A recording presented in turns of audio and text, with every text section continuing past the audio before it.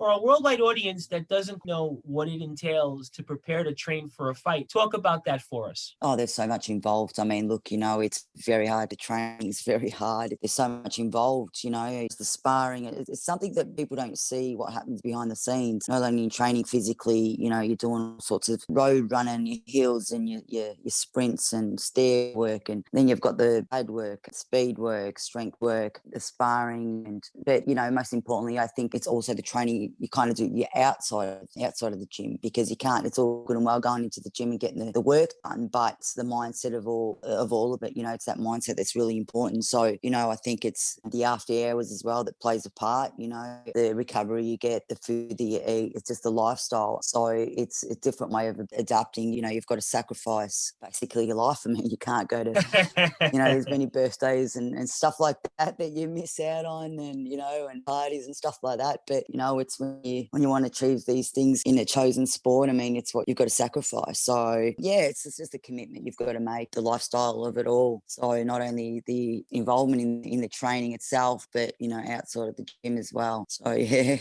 but I love it.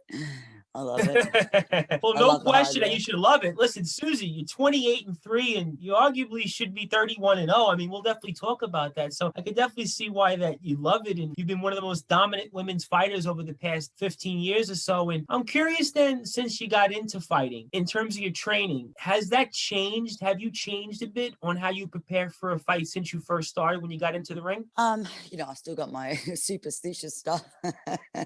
Right glove goes on first before the left. But, yeah, look, as you get better in, obviously with, you start off with fighting 4 rounds, 6 rounds, 8 rounds, and then obviously the opponents and stuff like that, you get better opposition. So, yeah, the training gets obviously different, and you've got to change it up all the time. And, it's obviously a lot harder when you get to a certain level, because also it can get easy to get complacent when you get to a certain level, or when you win a world title and stuff like that. But you've got to always keep that solid mindset and always push harder and improve more and more, because I personally feel that there's always room to improve, no matter how many fights you've had or no matter what you've achieved.